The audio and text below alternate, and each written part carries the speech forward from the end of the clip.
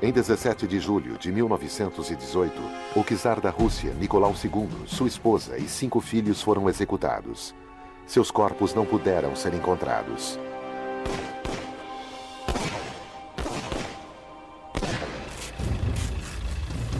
Mas em 1991, uma sepultura é descoberta. Faltam 2 crianças. Sempre houve a confusão, o mito e a possibilidade de algum ou alguns deles terem sobrevivido. Em 2007, uma segunda sepultura é descoberta. Mas será que o seu conteúdo finalmente revelará a verdadeira história sobre o que aconteceu com as crianças desaparecidas? Investigando registros não publicados de tentativas de resgate da família do czar e entrando em contato com cientistas forenses, juntando esforços para extrair provas de ossos extremamente deteriorados, nós abrimos os arquivos confidenciais sobre os Romanovs.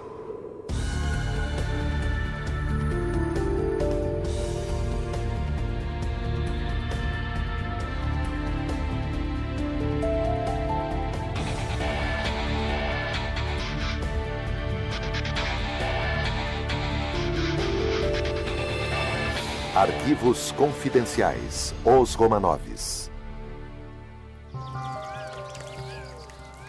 Início do século XX. A família Romanov é o centro da vida russa. O czar Nicolau II é o imperador desde 1894. Ellen Rapaport é historiadora e escritora especialista em história russa e estuda a fundo as vidas íntimas dos Romanovs. Para o povo russo e para os camponeses em geral, Nicolau era um ser divino. Eles o veneravam, reverenciavam e se benziam cada vez que ele passava. Sua Alteza Real, o príncipe Michael de Kent da família real britânica, é um parente distante do czar russo. Ele era como um deus para seu povo. Então essa reverência era muito significativa. Com sua esposa de origem alemã, a czarina Alexandra, eles formam o perfeito casal real.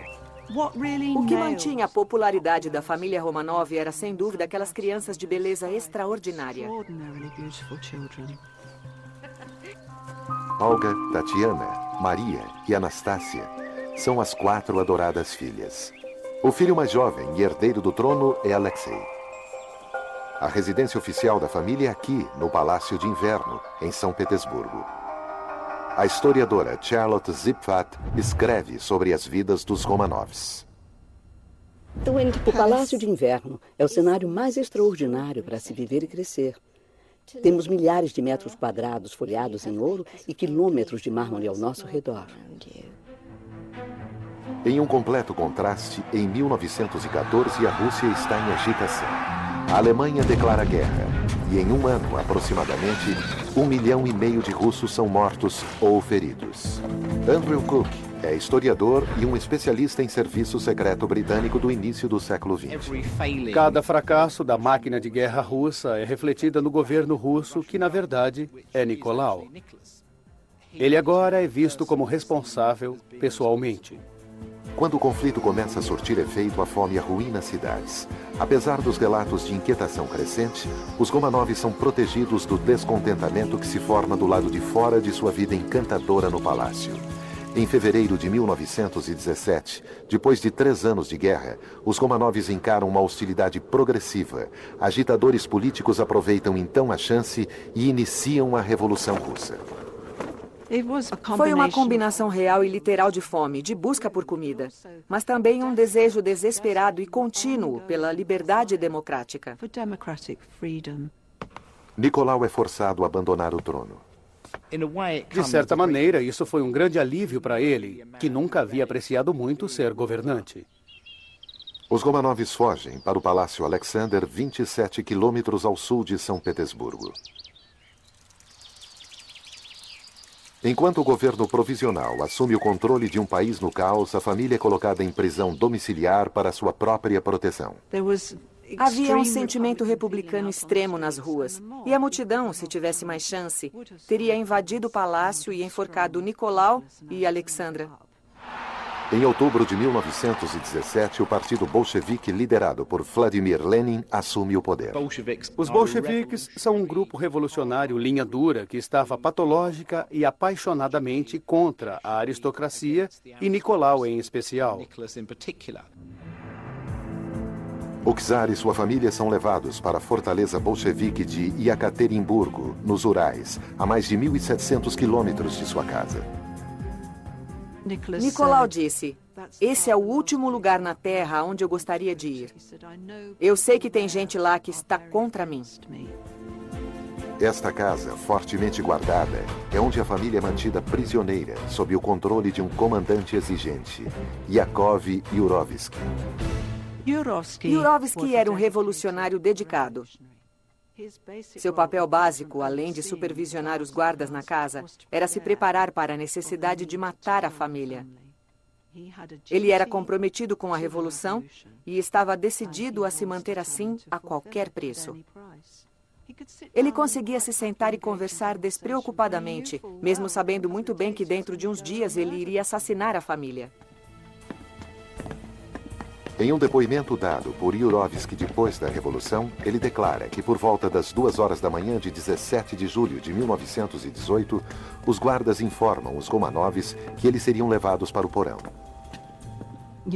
Os homens de Yurovsky estavam reunidos em uma sala ao lado, preparando e checando suas armas. Yurovsky ordena que a família se junte para tirar uma foto em grupo, como eles tinham feito inúmeras vezes antes. As meninas se acotovelam ao lado da mãe. O czar fica em pé ao lado do filho. Seus captores se alinham na frente deles. Yurovsky fez a leitura de uma declaração resumida, dizendo que haviam decidido que Nicolau precisava ser executado.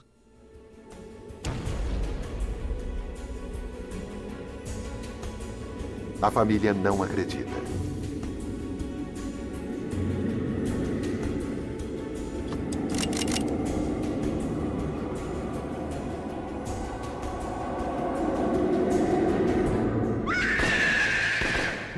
Nicolau foi quem teve mais sorte. Ele morreu instantaneamente, mas a maioria dos outros não. Eles sofreram terrivelmente. Havia gritos e fumaça e ninguém conseguia ver o que os executores estavam fazendo. Uma a uma, cada criança foi assassinada a tiros a queima-roupa. No total, 103 tiros são disparados. Esta foto da cena do crime no porão é tirada.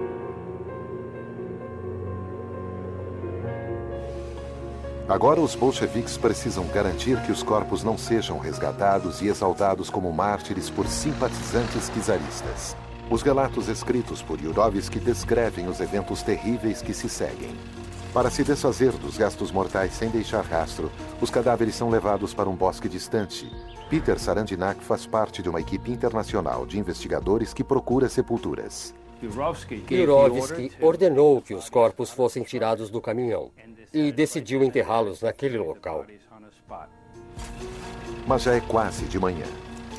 Yurovsky e seus homens têm medo que eles sejam localizados. Os Romanovs são atirados rudemente em uma cova, cobertos com ácido e incendiados.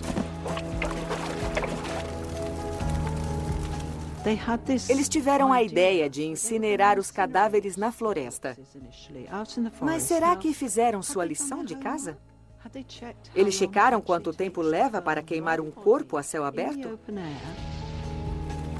Dependendo do calor, o fogo precisa de cerca de 7 horas para consumir tecido e gordura, deixando o esqueleto coberto apenas de um resíduo gorduroso de carne queimada. É agora que uma decisão crucial é tomada, e que durante 7 décadas mantém viva a esperança de que 2 das crianças pudessem ter sobrevivido.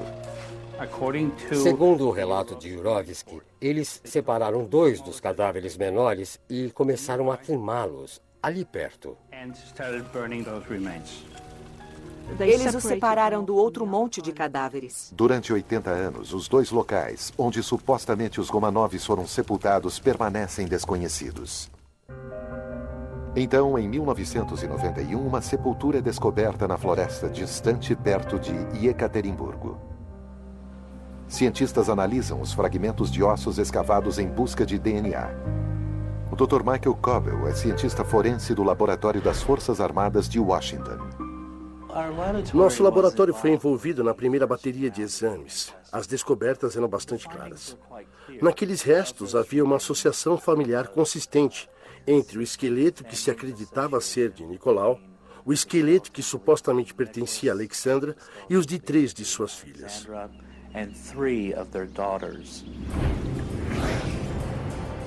Esta é a fortaleza de Pedro e Paulo, em São Petersburgo. Em 1998, 7 anos depois de seus ossos serem exumados, o czar Nicolau II e 4 membros de sua família são enterrados aqui. Os Romanov são canonizados santos. O príncipe Michael de Kent esteve na cerimônia. Foi um momento muito comovente. Ali, os czares sempre eram enterrados desde que Pedro o Grande criou a cidade. Um par de túmulos permanece desocupado, um para Alexei, o jovem príncipe herdeiro do trono, e outro para uma das filhas, Maria ou Anastácia. O grande mistério era o que teria acontecido às crianças desaparecidas. Era uma história fechada, mas não havia dúvida que um dia seriam encontrados. Decidido a descobrir a verdade, ano após ano, Peter Sarandinak e sua equipe sistematicamente vasculham a área ao redor do túmulo do czar à procura de uma segunda sepultura. É um prado relvoso, de 500 metros quadrados, cercado por uma floresta em 3 lados, e no lado oriental há um pântano.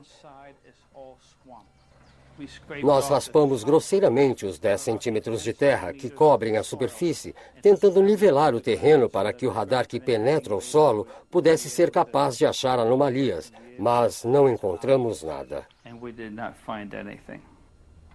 Sem sinal dos 2 corpos enterrados, surgem boatos de que o relato de Yurovsky sobre os assassinatos pode ter sido exagerado e que talvez as crianças desaparecidas tenham escapado ou sido resgatadas. Um plano toma forma na primavera de 1917, um ano antes de eles serem mortos, enquanto a família está sendo mantida no Palácio Alexander. Existem enormes incertezas sobre o que vai acontecer e para onde eles vão. A família é incentivada a sair do país. Nicolau pede ajuda a um bom amigo e parente, o rei George V. Eles eram primos diretos e sempre se deram muito bem. Eram bastante próximos. As pessoas sempre mencionavam a semelhança incrível entre eles. Nicolau pede a George que sua família se refugie na Inglaterra. Ele estava muito preocupado com os acontecimentos. Acredita-se que foram feitos preparativos para que um navio britânico esperasse a família Romanov no porto de Murmansk, a 1000 quilômetros ao norte de São Petersburgo. Dali, eles navegariam até a Grã-Bretanha. O instinto inicial de George, assim como de todos, foi oferecer refúgio a seu primo. Mas havia um problema, e o problema era que Alexandra era alemã. E havia um forte sentimento anti-alemão na Grã-Bretanha naquela época. Diante da perspectiva de agitação política em casa no Reino Unido, o rei George não tem outra opção e é pressionado a retirar o convite. É inegável o fato de que ele suspendeu a ponte levadiça, deixando Nicolau e sua família sem saída em um ambiente muito hostil. As propostas de exílio da família real no Reino Unido são oficialmente arquivadas. Quando a Guerra Civil começa, a família é forçada a deixar São Petersburgo e são levados para Iekaterimburgo. E parece que seu destino está selado. A mansão onde a família é mantida é ameaçadoramente rebatizada pelo novo governo de a Casa da Finalidade Especial. Fortemente guardada, torna-se uma prisão. Nicolau escreve em seu diário: Não temos notícia alguma do lado de fora. E acho que foi um momento muito triste quando a gente percebe que ele finalmente perdeu todas as esperanças de serem resgatados. Mas sem que o czar soubesse, apesar da recusa oficial do rei George em dar asilo aos Romanovs, o resgate deles ainda era cogitado em Londres. A portas fechadas, os britânicos ainda traçam um plano secreto para libertar a família da prisão. Documentos 90 anos escondidos são agora revelados sobre como o reconhecimento é designado a um dos espiões britânicos mais experientes. Stephen Alley é um especialista. Ele nasceu na Rússia, falava russo fluentemente e conseguia desaparecer facilmente na vida cotidiana russa. Este é o caderno de anotações de Alley guardado por sua família durante gerações e nele estão registros completos sobre sua viagem a Yekaterinburgo. Sua coleção única de documentos esclarece completamente o que ele estava fazendo naquela época. O trabalho do serviço secreto naquela época era extremamente arriscado. Se ele tivesse sido descoberto e preso, sabemos com certeza que ele enfrentaria um pelotão de fuzilamento. O diário de Alley também traz um desenho da localização da casa onde os Romanovs estavam sendo mantidos. Junto com arquivos russos, agora é possível construir uma imagem precisa de sua prisão. A família é mantida em 4 quartos, em um dos cantos do primeiro andar da casa, e sabemos que no mesmo andar havia uma sala da guarda. Também havia guardas no topo das escadarias, nos degraus, e os aposentos da família eram cercados pelos guardas. Hoje vemos listas com nomes dos funcionários e indivíduos que estavam lá. Podemos ver os turnos e quantas pessoas trabalhavam lá. Havia metralhadoras miradas contra a casa a partir da torre do sino da igreja do outro lado da rua. Havia metralhadoras colocadas no jardim e no porão. Não havia jeito de a família sair de lá sem um derramamento de sangue. Alley deve ter notificado que aquela era uma missão suicida e que não era uma situação onde ele conseguiria imaginar uma possibilidade realística de sucesso. O plano de Alley para resgatar os Romanovs nunca é tentado, mas quando 5 corpos são identificados em 1991, 2 das crianças não são encontradas. Persiste a especulação de que, de alguma forma, eles conseguiram escapar. O mistério de seu desaparecimento permanece sem solução. O tempo todo permanece essa confusão entre o mito e a possibilidade de algum ou alguns membros terem sobrevivido. Então, em junho de 2007, uma segunda sepultura é descoberta a apenas 60 metros da primeira. Embora estes ossos foram picados e queimados, os apenas 44 pedaços pequenos ainda deram pistas de que tínhamos 2 pessoas, um garoto entre 12 e 15 anos e uma garota entre 17 e 19 anos. Só é possível determinar a quem os restos mortais estilhaçados pertenciam através do DNA deles. Mas desta vez, os cientistas encaram um desafio quase insuperável. Evgeny Rogaev é líder no campo da identificação genética e é convidado pelas autoridades russas para tentar extrair o DNA dos ossos recém-descobertos. Quando olhamos para os fragmentos, não conseguíamos acreditar. É um desafio para os geneticistas trabalhar com DNA realmente deteriorado. A maioria dos fragmentos eram pequenos demais para o exame de DNA. Havia cerca de 10 fragmentos de ossos que eram grandes o bastante para o exame. O DNA é uma impressão digital genética única para cada um de nós que tem em si traços passados de geração em geração.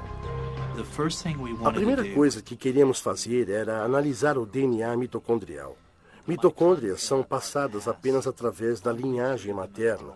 Então, as mães dão o seu tipo de mitocôndria para os seus filhos. Quando o primeiro túmulo foi descoberto nos anos 90, os exames identificaram que o DNA era partilhado entre a czarina Alexandra e as 3 filhas, Olga, Tatiana, e uma das filhas mais jovens, Maria ou Anastácia. Se os 2 corpos recém-descobertos são parentes, eles partilharão o mesmo DNA. Os cientistas precisam investigar, então, com todo cuidado, os ossos em busca de qualquer célula sobrevivente. Nós raspamos a superfície exterior do osso e o reduzimos a pó. E depois usamos uma centrífuga que dissolve completamente o osso e libera o DNA. Ficamos muito surpresos quando realmente conseguimos determinar as sequências de DNA mitocondriais completas. Descobrimos que o osso da perna, que acreditávamos ser de uma mulher, e o osso da perna, que acreditávamos ser de um homem, ambos têm a mesma sequência de DNA mitocondrial que Alexandra.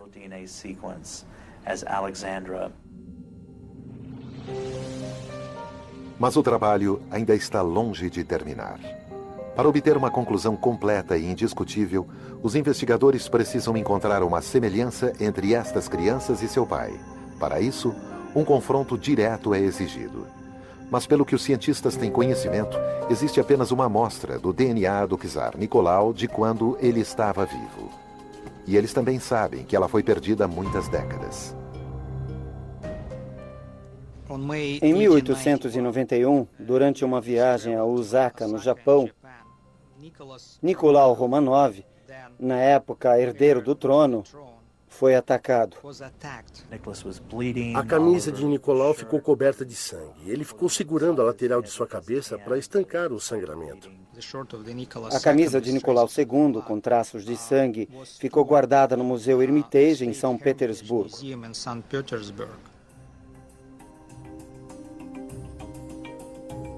Antigo lar da família Romanov, ele agora abriga uma coleção de mais de 3 milhões de artefatos. O museu disse que não conseguia achar a camisa e que não tinha ideia de onde ela estava. Mas fizeram um levantamento e acabaram achando a camisa. É uma prova material crucial. Mas a camisa tem mais de 100 anos. E o DNA do sangue se deteriora com o tempo. O professor Rogaev é o primeiro a examinar o tecido. Eu não conseguia acreditar que fosse possível extrairmos o DNA. Ele temia que a preservação química, o calor ou a umidade pudessem ter destruído o DNA. Nós ficamos muito surpresos quando extraímos DNA de excelente qualidade. Guardada em uma gaveta, envolta em papel, a impressão genética de Nicolau sobreviveu para contar sua história. Quando comparamos estes perfis genéticos das manchas de sangue e das amostras de osso, descobrimos uma combinação perfeita. É 4 trilhões de vezes mais provável que estas duas crianças sejam filhas de Nicolau e Alexandra do que se eles eram apenas duas pessoas pegas aleatoriamente na população.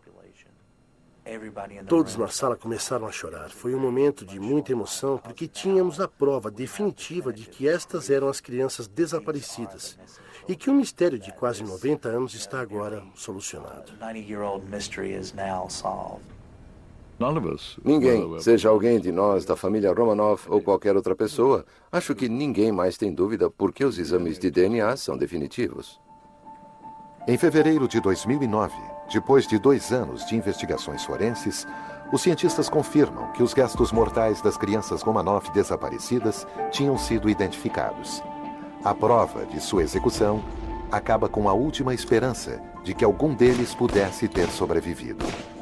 Apenas agora, a realidade de seu fim cruel pode ser totalmente entendida. Acho que foi uma das coisas mais chocantes que aconteceu nos últimos 100 anos. Para eles foi uma coisa política, para nós não. Foi apenas um assassinato brutal e sangrento. Os destinos conspiraram contra os Romanovs. Agora, um século mais tarde, os últimos membros da dinastia dominante da Rússia podem finalmente descansar em paz. Versão Marshmallow São Paulo.